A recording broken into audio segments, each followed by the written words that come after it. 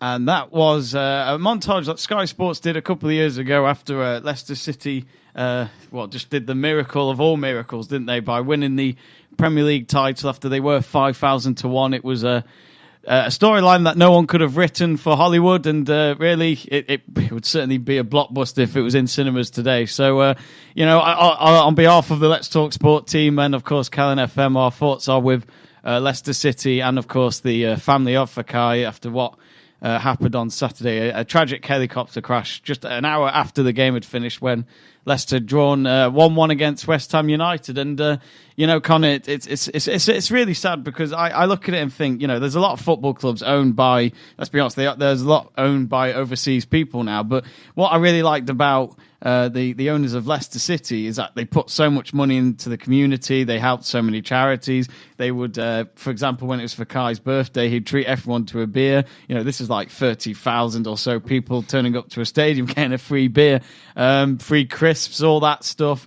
The list goes on, but it's a real sad story for Leicester City. Yeah, Vichai was one of those owners that went to every single home game for Leicester City as well ever since he took over in 2010. Saw the team go from one that had only just got, I think they only just got themselves back up from League One when he took over in 2010. So a championship team that was teeter-tottering on potentially back relegation down to the third division of English football, and he took that team from the championship up through the championship to the Premier League, surviving in the Premier League, and then we all know about the miracle story of them winning the Premier League itself, and then having the guts as well to do what nobody thought should have been done at the time, but now looking back on it was the correct decision, which was to sack Ranieri at that point when they were teeter-tottering back down towards relegation again, just on the season after their title-winning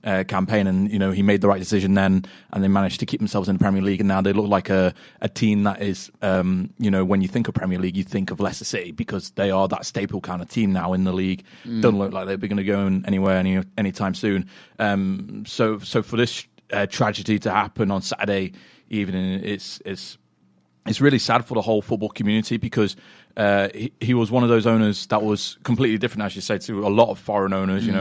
Always going to every single home game, and having that relationship with the fans and the players. You hear stories about him taking the players out for lavish meals after they performing well, treating them to cars after the title win, pizza when in the Ranieri days and all that kind of stuff.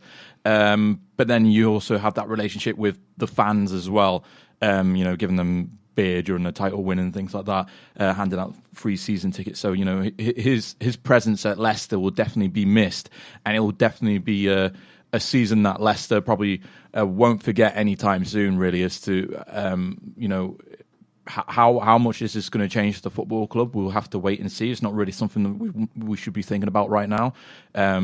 But, the impact that he had on that football club will be tough for anyone who's going to come in to take over his role now that he's passed on to replicate. It's going to be tough for anyone to replicate it. That's certain. I mean, Jack, we all look back at that title moment 2 years ago. Thanks to Chelsea with the draw against Spurs, which was fantastic. Harry Kane screaming.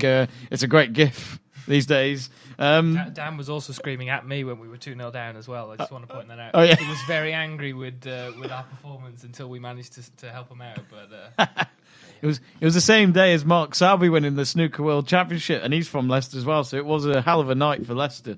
But it is all about what happens now, Jack, because surely King Power would want to continue to run the club because obviously his son was there this morning at the memorial and all that. So it was really sad to see. But times like this, the club will just want to make a mark now, and obviously probably try and go back. I know it's a bit unlikely, but to try and go back to the top of the league and do it all again just to remember him. Yeah, well, they've got I think all the players, they were all speaking about it, last night and maybe this morning as well, and the fact that they now want to sort of push on and keep doing what they were doing this season. Obviously to keep themselves in the Premier League and finish as high as they can, and they want to do it for the chairman.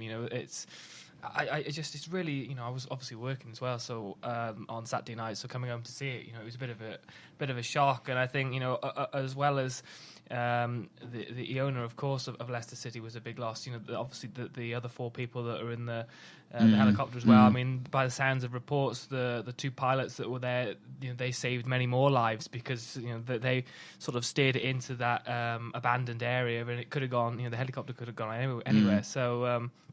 Obviously for the pilots as well and the families around them, it's a really difficult time. But yeah, for the club, they've just got to keep pushing on. They've cancelled their game tomorrow in the EFL Cup, which is understandable, obviously. They've got a few things to sort out. I'm not sure whether his son will now You'd think maybe so, take over, maybe. and that Yeah. if he has the same passion that he has. I mean, he was at the games just as much as his dad, Yeah. wasn't he? Yeah. Especially the Premier League trophy presentation. I think the stability. Maybe. Yeah, Yeah. his son had a lot more of a media presence than his dad because he was always a quiet person, and you never really heard much of him. You hear owners these days always commenting to me, people like Ashley when he wants to make a statement at Newcastle.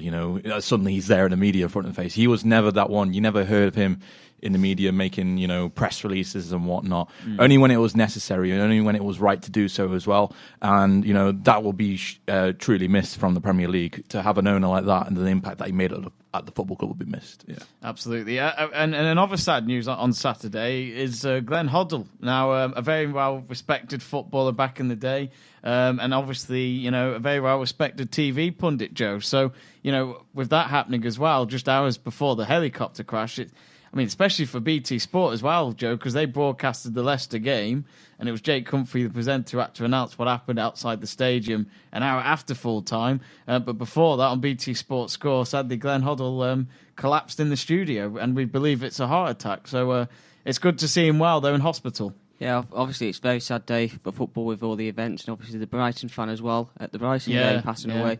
So it's a rough day for football, but hopefully Glenn Hoddle will be okay. It seems sad. Apparently he was playing a bit of head tennis with Robbie Savage before. Keep you up before that, and then obviously it went out on social media as well.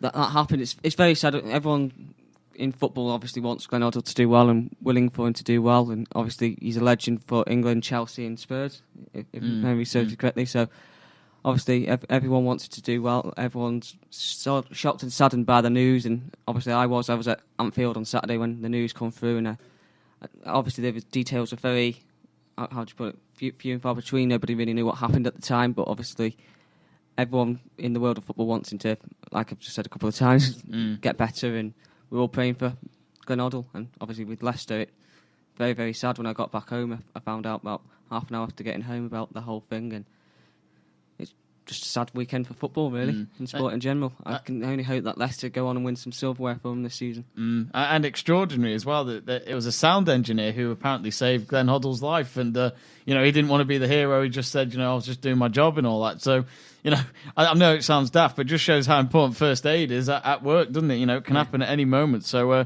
our thoughts are with Leicester and with Glenn Hoddle's family and friends at this moment in